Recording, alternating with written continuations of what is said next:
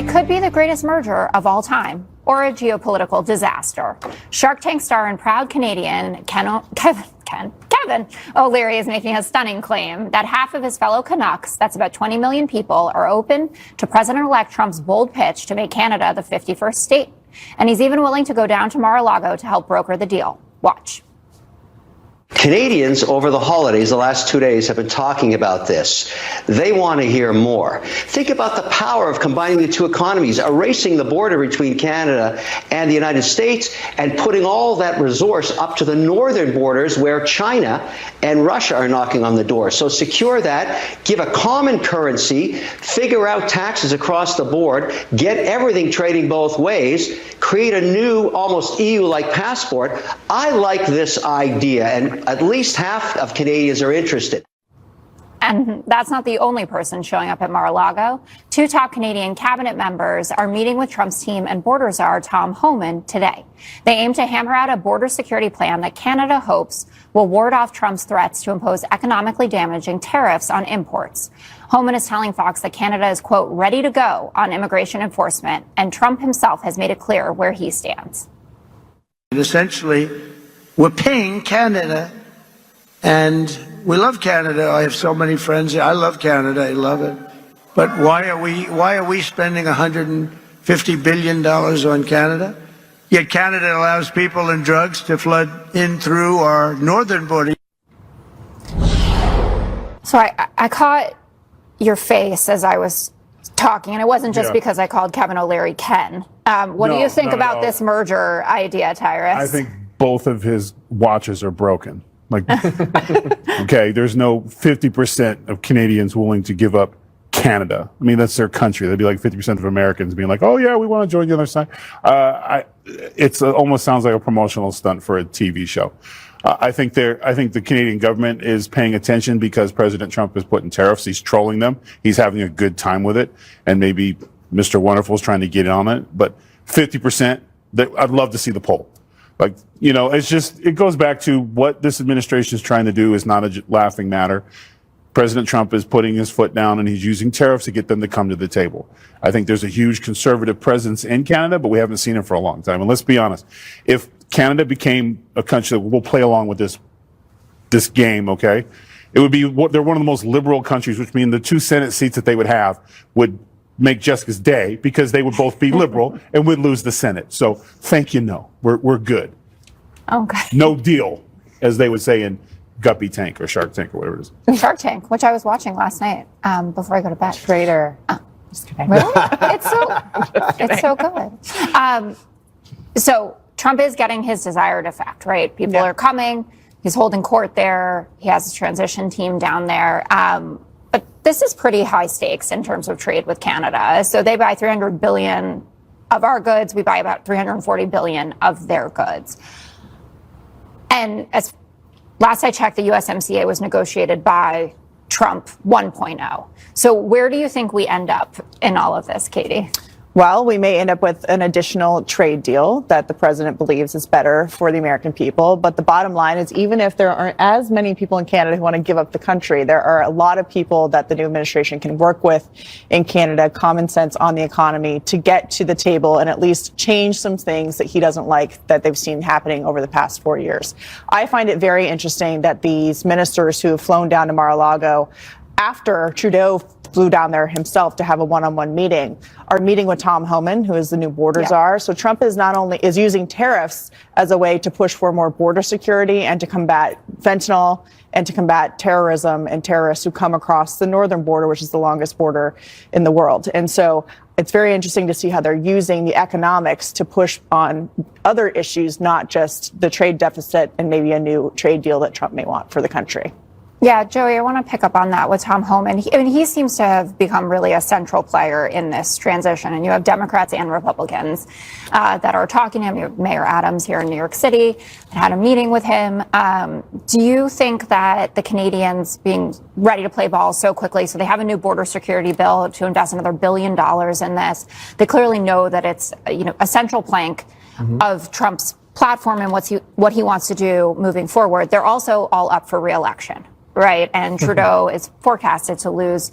Do you think they're foreseeing a Trump-like movement north of the border as well and trying to stamp that out? I think you've seen it throughout the Western world in some ways. And I don't know if it's Trump-like. I define Trump as a make America great again, make North America great again now, as populism, as mainstream populism. It's an opportunity for people to feel heard and seen and to feel like you're not speaking for us as some big corporation that puts a movie out with an agenda, one way or the other. You're not speaking for us if your version of DEI puts a disadvantage towards, my kid that's white and male. And so that I don't think is conservatism. I think it's common sense. And I think that that's what you see sweeping across most places that have any form of representative democracy. But when it comes to Canada specifically, when you look at the list of things that we import at high levels, kind of towards the top of the list is oil and gas. You can go all the way back. The Keystone Pipeline, I believe, was Canadian oil and gas. So if President Trump is going to drill, baby, drill in Alaska, and he's going to keep our energy cheap and make us energy independent again, he can't tariff oil and gas and get that accomplished probably, or at least not immediately. So if he does this, and the other one is vehicles, and he's spoken to and a lot about Detroit and the vehicles that are made in this country and in Mexico and in other places. So I would predict that if tariffs were the way, chances are some of these things are carved out anyway. But I mean, the truth is he doesn't want an econ war. He doesn't want a trade war. He wants a secure border. He wants to fulfill his main promise, which is to keep bad things and bad people out of our country as much as possible. And I don't understand how Canada can't be a partner in that. So I don't know why it would have to get to the point of tariffs to begin with. But that is where he started with all of this. Yeah. Right? With the 25%. Yes, and that was the point, to have an economic impact quickly that is obviously beneficial to Americans. And I agree with Tyrus. I don't think that there are 50% of Canadians who are like, we don't want any national independence at all. We don't want our own identity. We just want to be like the cold, forgotten part of America where people maybe go see Vancouver once every 5 years. I don't think they're dying for that either, but I do have faith that these Canadian conservatives do want a better way of life. Canada has some really manly men, and they are forgotten because they're represented by Justin Trudeau, who wanted to give Americans a lecture that, we failed because we didn't elect Kamala and we didn't elect Hillary. Well, that's because American voters rationally looked at these two candidates and said, maybe they don't represent my personal interests. And they look at Donald Trump and they go, I like some of the things he has to say. I'm going to give him a shot once again. But the difference is there are a lot of Americans who want their politicians to work with Donald Trump, not just work against him. And I think that might be how a lot of Canadians feel. But they also want the agreement to benefit their lives economically and in every other way possible. If that means that it's easier to travel between the United States and Canada, that's fantastic. I do think this president wants a secure border. I think that he's trolling. He doesn't want a 51st state, because if you want a secure border, the first thing you do is not dissolve it. So I think people are taking some of his jokes too literally. Right. How did we say it in the first term? Like, never take him literally. Seriously, but not literally. Seriously, but not literally. Yes. The 47th president of the United States of America. I also would fit in that description. I mean, all of us on a holiday Friday. Coming up is my party's brand in the toilet. One Democratic strategist is not mincing words on why the left lost every branch of government. Finally getting brutally honest on why they lost. The New York Times, talking to a bunch of the party's bigwigs, and strategist Liz Smith probably summed it up best after she said, quote, "The Democratic brand is in the toilet. Many of the Democrats who succeeded this cycle, our best overperformers in House races, for instance, are people who ran against the Democratic Party." And speaking of that toxic brand, Chuck Todd just dropped a bombshell, a Biden polling memo from 2 years ago, warning they'd go broke if they went woke. A strategist for a Biden super PAC circa 2022 sent me a polling memo that he had sent to the campaign. The democracy message really didn't ring true with Latino voters, especially if they're first or second gen. Because first, you want to see a democracy crumbling? Let me introduce you to El Salvador. You want to see a democracy that doesn't work? Let me introduce you to Venezuela. The Trump campaign targeted them on the same issues they were targeting working class white voters. And the Harris campaign targeted them as a community of color. So could fresh leadership be the antidote for all that ails the Democrats? Well, not so fast. Jen Psaki is scolding her party for snubbing AOC and picking a 74-year-old longtime key committee for a key committee post. Check this out. House Democrats missed what I would consider a big opportunity. They passed over Congresswoman Alexandria Ocasio-Cortez for the top Democratic spot on the Oversight Committee. This felt like an obvious chance to apply some of the lessons we should have learned from the November election, right? Instead, Democrats passed over one of the youngest, most media-savvy members of Congress for a key leadership public role. Tyrus, Yes, sir. Explain how AOC is the future of the Democrat Party. She's not. Okay, first of all, they decided not to go with an influence over someone who had actual experience. AOC's legislative record is what? How many laws? What? They figured out the problem is that the Democrats haven't been in office. They haven't been working. This has been the progressive branch. It's not when you say brand, you're not selling sneakers and shoes. Your brand is the American people. The Democratic Party used to have solid ideas. They down the middle stuff. What happened was we got a president who was unfit. The cover up and the people who were calling the shots were progressives. And that's what ruined the country. So you have to stop blaming Democrats. You also have to stop having people who were part of the crime tell you what was wrong. Psaki and the other guy, you were part of the problem. You promoted an unfit Joe Biden. Now you're trying to tell mainstream common sense Democrats what's wrong with their party. No, you're part of the problem. We need to get back to common sense values. And there are people on the left who voted for Trump, who didn't change their little donkey pins. They just wanted common sense. Just like the extreme right, we don't want them calling shots. We saw 3.5 years of progressives who are not elected calling shots, the AOCs and those are the ones who were why Biden was wandering around. They were telling us he was sharp as tacks and he was quicker than everyone else and no one could keep up with him. That's why you lost the election. You lied to the American people. DEI, unqualified people made decisions and America said no, period. Katie, nobody thinks that the Republican establishment anointed President Trump in either cycle. I don't believe that anybody thinks that. President Trump was viewed as an outsider in 2016 and a disruptor in 2024. Kamala Harris, for all intents and purposes, and I do concede that she was on the ticket when Joe Biden was elected, so there is that. But she was anointed to be the candidate. Yeah. I mean, how much of this is, do they get into the weeds in the Democrat Party, or some of the answers here are kind of simple, that they did create this elitist and very non-democratic idea of how the government should be ran? Trump himself was a movement, and that's something the Republican Party is going to have to figure out when he leaves the presidency. Exactly. How do they get people out to vote for the Republican Party if Trump is not at the top of it? That's why he chose J.D. Vance to carry the torch of the MAGA movement. But in terms of Democrats and what they were telling people and what their actions were, for years, they were screaming that Trump was a threat to democracy. And you started to see this fall apart in the early summer when polling showed that actually independent voters thought that Democrats were the threat to democracy. And then that was amplified in July and August when Kamala Harris was not elected to be the nominee. She was placed as the nominee. And you listen to Democrats who voted for Trump or just decided not to vote for her, and they will say themselves they didn't like that there wasn't a democratic process while they were screaming about being the party of democracy. Overall, Democrats have this problem where identity politics went to die during the last election.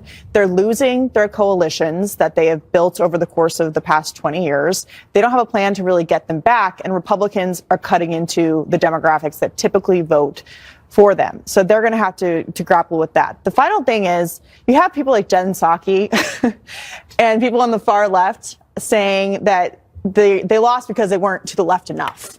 When every single arrow on the map pointed to the right, the country shifted to the right. California voted for Prop 36 in every single county. They wanted law and order.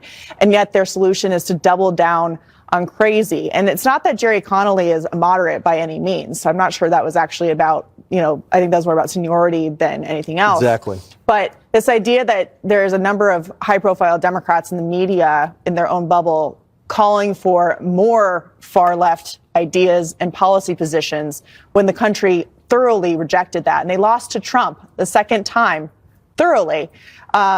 I think is very interesting, and we'll see if that can play out for them. But right now they're losing a coalition, and they are not listening to people who just want some normalcy in their lives. Jessica, one of the people in this New York Times discussion, it was a written discussion online, whatever that is. I don't know. I'm ignorant to those kind of things, I guess. But one of the people said, she was asked, I don't remember which one, or I just use her name, but she was asked, is the Democrat Party actually in the toilet? And she said, well, a toilet has some utility to it, so that might be a generous description. So, I know that you don't feel that way, but, I also know you have opinions. And so what's your opinion on what the Democrat Party should do moving forward? Is it lean into the AOCs to find their version of Trump, or to double down on their progressive leanings? Well, AOC is a multitude of things. So on the one hand, she is a lefty progressive legislator. She has said some of the things that have hurt the party the most, like defund the police, for instance. And that's a huge problem. She is also, on the other hand, one of the only bona fide media savvy brands that we have. And I know a lot of people who tune into her Instagram lives who do not agree with her politics at all, people who are either on the conservative side of the party or even Republicans. And it should be noted as well that she is very well liked on the Hill. There are a lot of Republicans that enjoy her personally, that think they could find ways to work with her. But this election was a branding election. I mean, Donald Trump is an enormous brand. He's out there selling items with his name on it, for God's sake, guitars, Bibles, steaks, whatever it is. And AOC is one of the people in our party who understands how to communicate as a brand. And I think that's more what Jen Psaki was talking about, that was the missed opportunity. Jerry Connolly, who has technically earned the right to be the head of the committee, is 74 years old and also has cancer. And that is complicating. And maybe there's some middle ground person who's like in their 50s, which is what Jamie Raskin was. He moved up to a different committee assignment. But I can understand people thinking at this moment, when we lost the podcasting wars, shouldn't we have people that can show up anywhere, anytime, and talk to anyone, right? You can imagine AOC on with Joe Rogan, Lex Friedman, Andrew Schultz, Alex Cooper, the Pod Save America bros. She can go anywhere, and I think we desperately need that. But it's a working class voter problem. Tyrus has said this many times. The only color that mattered this election was green.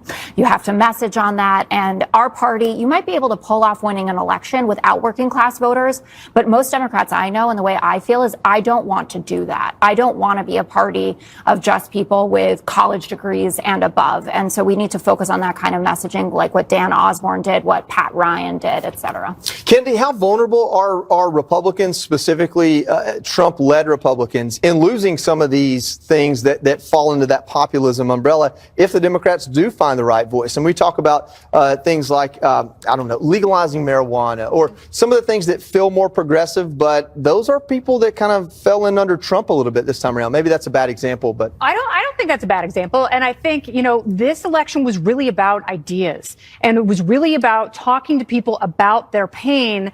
And I disagree with you. It's not about the optics, and it's not about the messenger. It was a referendum against progressivism. People see that, they feel that, and they are sick of it. It doesn't work. And Alexandria Ocasio-Cortez can say things like, well, I'm done primarying people. It's because she wants to be a mainstream Democrat. Yeah. But, she's also my values have never changed type of Kamala Democrat, and that her words have harmed the party. Her ideas are awful for America, and voters are never going to accept her as a mainstream candidate because she is so polarizing. And unlike Trump, who can pivot to populism, which helps working people, she is a confiscator. She has these big ideas like tanking an Amazon facility just outside New York City. And voters here were outraged because they're like, no, we want those jobs, not your virtue signaling and grandstanding. So I think they have to find people who can get them back to populism. If they do, yes, Republicans are very, very vulnerable on that point. But as long as Democrats are the party of war hawks, I don't think Republicans have a lot to worry about right now. I think AOC has an authenticity about her, regardless if you believe it or not. Like, if you juxtapose her just to Kamala, she could say the same thing and be much more believable. And she's young, so she can change her views and her positions and be forgiven for it. I think going against Pelosi that many times brought her some credibility. But it came back She to bite kept her. losing all those battles, though. It bit her this week, actually. Pelosi actually knifed her from the hospital in Germany. I think AOC will probably be around a little bit longer. All right, coming up, the unthinkable has just happened. Jessica, she's going MAGA over a day one Trump action. Back. According to the Daily Mail, the infamous Diet Coke button will be making its triumphant return to Trump's Resolute desk on day one in the White House. The mounted wooden box with the presidential seal became the stuff of legends during Trump's first term. He could press the red button whenever he wanted the soda, of which he reportedly drank 12 times a day. And if that isn't enough to scream America's back, the bald eagle is finally the national bird of the United States. It only took us 250 years, but the majestic and soaring symbol of our nation has finally got its due after Congress passed the measure with unanimous support and Biden signed it into law. So let's raise a toast to our Diet Coke and to the good old US of A. America. Here. So, Jessica, we have some bipartisanship. Biden signs the eagle as the official bird, and then Trump has his Diet Coke button coming back. We can do two things at once. We can, and I hope that this is an indication that RFK Jr. is going to leave Diet Coke alone. Yes, it's off limits, I'm sure. If that's the case. And McDonald's, too, probably. I don't know. Did you see that? How Cheryl Hines said that he had to eat it, and it was so upsetting for him. But yeah, I think there are very few joys in life like Diet Coke when you really want one. Wow. And I couldn't live without it. I gave it up for a whole year though once. So do you like it in a bottle or in a can? I like it in a can, and I like fountain Diet Coke. I want to do the Diet Coke TikTok challenge. But I need some assistance. Well, Joey, in Atlanta, they have the Coca-Cola headquarters where you can try all of the Cokes and Diet Cokes from all across the world. Yeah, Coca-Cola is another thing that globalism ruined. It used to be a great American brand. We even had cocaine in it, and it was awesome. It was a Georgia brand, and now it's turned into, Disney of soft drinks. But I like it. I just think that if you're going to do Coca-Cola, you got to do full strength. Like you got to do a real cup. You know what? You know what I mean? I cannot wait to give this away. Exactly. I hate Diet Coke. Sorry, Mr. President. I agree with a lot of things, but you need I only like regular Coke in my Jack. That's it. Daniels, if you're out there, Merry Christmas. But not a fan of Diet Coke. I will pass it forward. Ugh, no point. Any diet Awful. sodas? No, it's Okay. why? If you're gonna dance with the devil, disco. Go do the real deal. Real sugar. Do the real thing. Thank you, John. Okay, Kennedy. So there is another controversial topic that I think is worse than Diet Coke and whether you like it. Do we actually like eagles? No, we don't like eagles. They're awful. They're mean. They will take their talons and rip your eyeballs out if you give them the opportunity. Ooh. So I know Katie has been to Alaska. Yes. When I arrived in Dutch Harbor, Alaska, and saw the eagles there at the airport, just right outside this tiny little landing strip, I was like, oh, they're so majestic. And people were like, do not go near them. Don't look at them. They hate you. They hate everything about you. Eagles are intrinsically not about freedom. They are about death and destruction. Top of the food chain. Yeah, and I think they're beautiful. I think they're gorgeous. I have an eagle tattooed on my chest with its wingspan on my arms. And the American flag.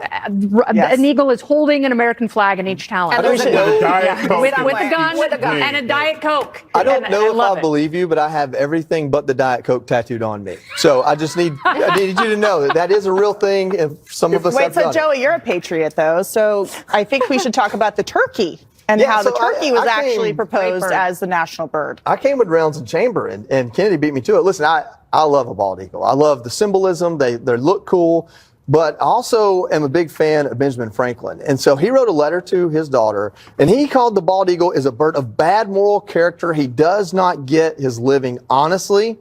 He is too lazy to like fish Hunter for himself. Biden. They call them freedom pigeons because in the wild, what they do is they steal the kills of other animals, or they scavenge and pick up things that are already dead. And this is what I love. He wanted the North American turkey, which pretty much there are 4 turkeys in North America and 1 in Central America. So it's an American bird only. And he said this about the turkey, which I love. He said, they're a true original native of America. He said, They're a little vain and silly, but they're a bird of courage. Is there anything more American I than would that? have to just throw this in there. They're also bald like him, so I think. No, that's what it is. I think it was really like he was a bald guy who tired of wearing the wigs. Everyone knew he was bald. He wanted to feel more comfortable. And what's the baldest bird on the planet? A turkey. A turkey. So, Okay. I do Yes. have a friend who grew up in Washington State, and her poor little dog was taken away by an eagle. Thank Just you for like the making my movie. point, Katie. So, I mean, And they are strong and they are scary. So I guess that's if we you have ever that go going for turkey us. hunting, you will see they are a bird of courage. Yes. They will come at you. And delicious. And they can fly. Turkeys do fly, unlike penguins. A little bit. All right, Little the bit. fastest is up next. It's time for the fastest. First up, here's a little phone etiquette 101 for you. Nobody, and I mean nobody, wants to hear you discuss your ingrown toenail with your Aunt Sally at 30,000 feet. The Wall Street Journal is lamenting how Americans have stopped using their headphones while flying. They give them out free. I'll buy some for you. Some travelers are even confronting people who think it's okay to have phone conversations on speaker. Tyrus, I know that you feel very strongly about this, and I do as well. And I have complained to flight attendants and been like, I can't stand to hear someone else's movie. Put the speakers in the ears. They shouldn't have to be complained to. Should be automatic. It's literally, there should be an ejection seat. I mean, there's, no, I'm sorry. I mean, certain things Open that the you have to door. accept. Baby crying, part of life, no problem. But somebody watching home videos of their favorite birthday at full zone on speaker, Yeah. no, I'm sorry. That's grounds for those people should be put on the no-fly zone list. Yeah. Immediately, not immediately, immediately. Immediately. You have no respect for anyone in your circle. Whatever bubble you live in should be bursted immediately and then you publicly shamed. Yeah, we are misusing government bullying. Yes. I can't disagree with you. Wedgies should be allowed. And if for someone's that. having a speaker phone conversation, aren't you allowed to Yes, jump in absolutely. and partake in it? I think you should. It's an invitation that if you don't want to go to jail. If you're in public. Yeah, it's either straight to jail or you get to share in your conversation. Also, I know somebody who, when they hear someone on their speakerphone or playing their music out loud in a plane, they start playing music or a video of their screaming child nonstop as loud as possible. And then the person looks over and he's like, oh, I just wanted to have you listen to what I want to listen to. Yeah. It's ridiculous. And it's also worse when kids are playing games. And the parents don't put headphones on the children, and then they're offended when you say something like, "How dare you?" What happened that people get turn it offended off. now? It's an unsolvable problem because somebody like me, I don't have Oh, it's solvable. I don't have the Very ability solvable. to temper myself, so I have to just not engage and suffer through it. Because if I say anything, I'm not going to stop saying things, and then the redneck's going to come out, and then I don't the deliver gun's the out. news. I become the news. Joey Jones get kicked off a flight because he put some loud person in a headlock, and I've got two moves. I got headlock and bite your kneecaps off. That's all I got left, with these legs. So one's pretty extreme, I think Yeah. America will come to your defense. So are you going to take the contrary position and say that you I'm going to love give this people? block a miss on that. No, I hate it. I find the amount of people also like FaceTiming walking around who almost die, get like hit by cars constantly because they have to do it that way, and that they're off speaker or off headphones to be so strange. What I have struggled with is the toddler iPad watching before they're old enough to wear headphones. So like Cleo will watch no sound because I'm like, if you can't wear them, That's exactly. we You can't can't. subject people to them. No. That's great parenting, though. I'm trying my best. I think the I always next time tell we people fly, that when they ask, when they is Jessica say- Tarloff really a commie? I say she's a wonderful mom.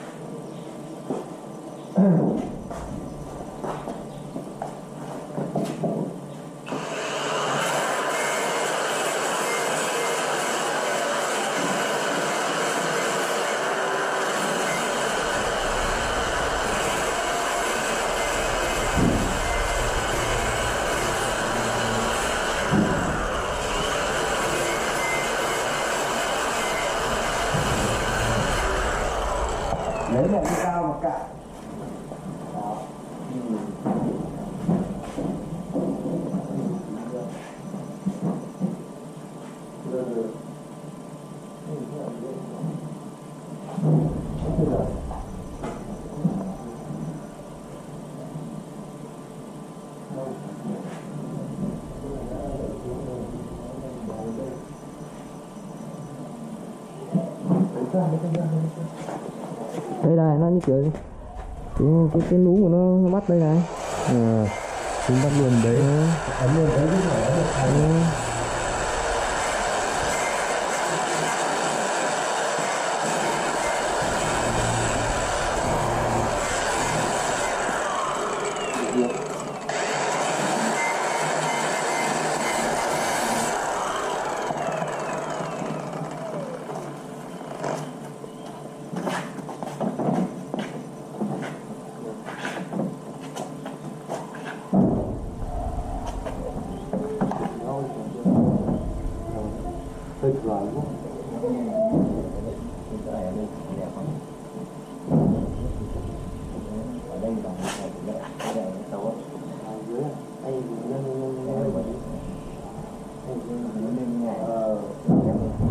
Không được.